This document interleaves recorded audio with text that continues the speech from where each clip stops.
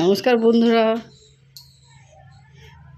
আজকে আর মাছ রান্না করব না, আজকে ইলিশ মাছের মাথা দিয়ে কচু শাক রান্না করব। ইলিশ মাছটা আমরা অনেকভাবেই খাই, কচু শাকে যদি ইলিশ মাছের মাথাটা দিয়ে রান্না করি, সে কচু শাক অপূর্ব। বাড়িতে অবশ্যই মাছ রান্না করে দেখবেন এইভাবে।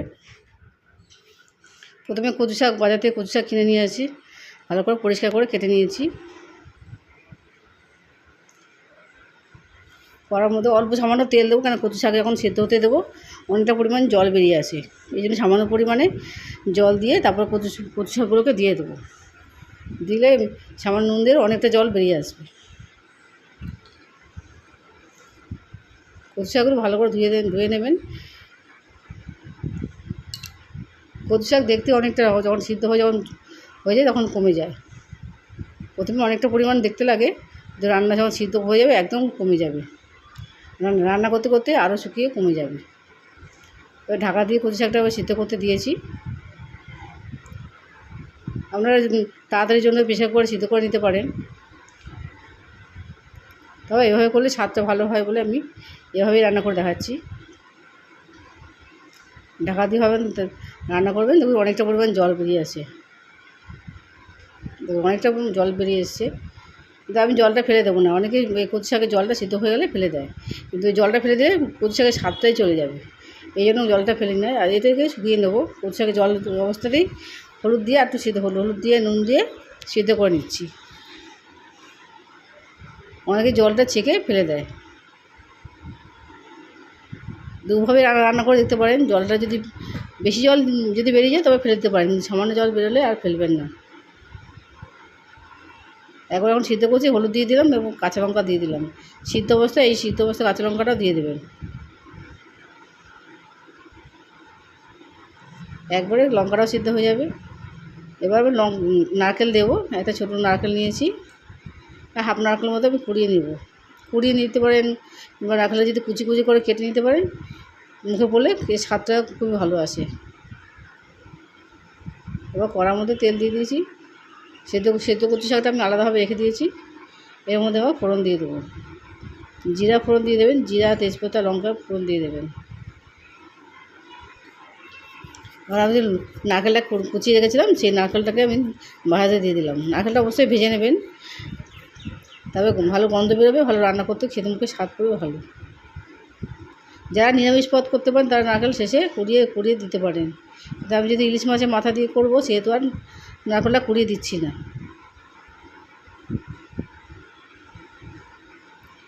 এই ভাজা নারকেলের মধ্যে সামান্য পরিমাণ হলুদ দিয়ে দেবো,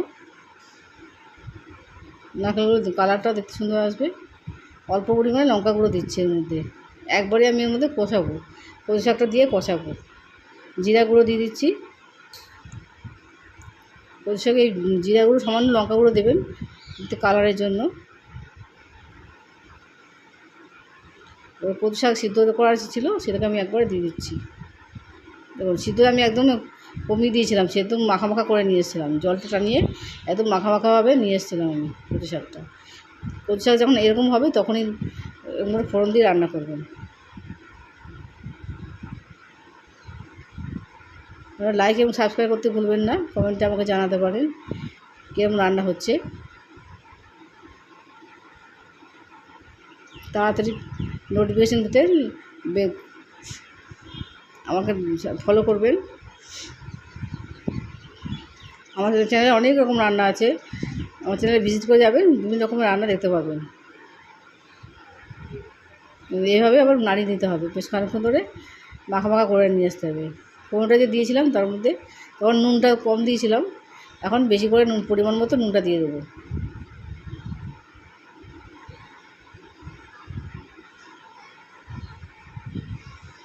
এবার বেশ খানিকক্ষণ নাড়তে হবে, যাতে পুরো মাখা মাখা হয়ে একদমই শুকিয়ে যায়। এই দেখবেন কাঁচা লঙ্কাগুলো কিন্তু এর মধ্যে গলে যাচ্ছে। গোটা গোটা কাঁচা লঙ্কা দিয়েছিলাম, কিন্তু এই সিদ্ধ হতে হতে কাঁচা লঙ্কাগুলো পেস্ট হয়ে যাবে, পুরো একদম মাখা মাখা হয়ে এসছে। যারা নিরামিষ পদ খান তারা এই অবস্থায় এভাবে খেতে পারবেন, যারা নিরামিষ পদ খান। এর উপর যারা গরম মশলা দিয়ে ছিটিয়ে দেবেন, তারা আরও ভালো গন্ধ বেরোবে, খেতে অপূর্ব লাগবে। এই কচু শাক দিয়ে মানুষ এক থালা ভাত খেয়ে নিতে পারে। রান্না করা বেশি ঝামেলা না, সিদ্ধ করতে যা যত টাইম লাগে, রান্না করা বেশি ঝামেলা হয় না। শেষে একটু চিনি দিয়ে দিলাম, আমার চিনি দিলে স্বাদটা দ্বিগুণ হয়ে যাবে। যে কোনো এবার রান্না করতে বলে, যে কোনো রান্না করতে গেলে সামান্য শেষে চিনি দিয়ে দেবেন। বেশি চিনি দেওয়ার দরকার নেই, কিন্তু সামান্য চিনি দেবেন, দেখবেন স্বাদে গন্ধে অপূর্ব হয়ে যাবে। খাওয়ার পরটাই স্বাদে পাল্টে যাবে। ইলিশ মাছের দুখানা ইলিশ মাছের মাথা নিয়েছিলাম আমি, পরিষ্কার করে ধুয়ে নিচ্ছি। এর মধ্যে নুন হলুদটা দিয়ে দিলাম, দিয়ে তুলে ভাজা ভাজা করতে হবে। গোটা মাছের মাথাটাকে টুকরো টুকরো করে কেটে নিয়েছি।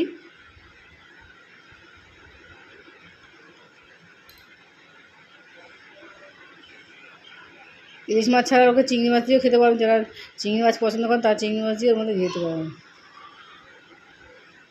আর সামান্য কড়ার মধ্যে সামান্য তেল দিয়ে ইলিশ মাছের মাথাগুলোকে ভালো করে আমি ভেজে নিচ্ছি।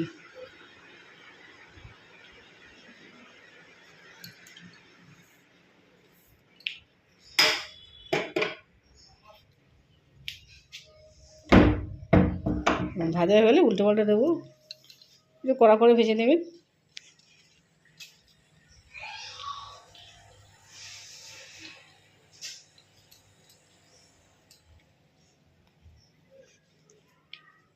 ভালো মতো ভাজা হয়ে গেলে এর মধ্যে আমি কচু শাকটা রান্না যে করেছিলাম ওই কচু শাকটা দিয়ে দেবো।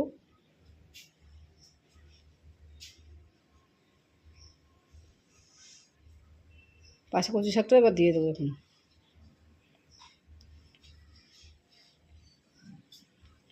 এখন এক টুকরো মাছের মাথা রেখে দিয়েছিলাম আমি, ওটা শেষে কচু শাক দিয়ে যখন ভাত দিয়ে মাখবে তখন খাবে।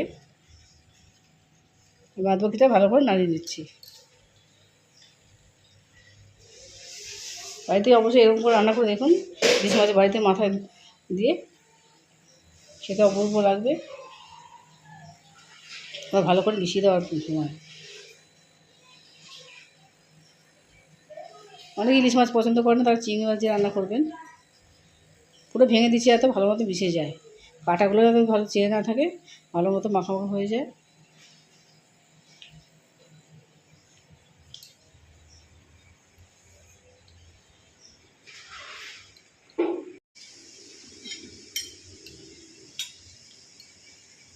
ভালো মতো মিশিয়ে নিচ্ছি, এখন হয়ে যাচ্ছে আমার কচু শাকটা। এবার গরম গরম পরিবেশন করুন এই ইলিশ মাছের মাথা দিয়ে কচু শাক।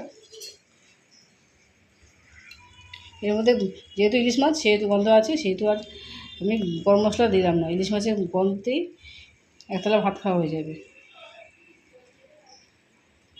যদি এমনি মাছের মাথা দিতাম তাহলে গরম মশলা দিয়ে দিতাম, ইলিশ মাছের মাথা দিয়েছি বলে আর গরম মশলাটা দিলাম না। এবার গরম গরম পরিবেশন করুন ইলিশ মাছের মাথা দিয়ে কচু শাক। রেডি হয়ে গেছে আমার।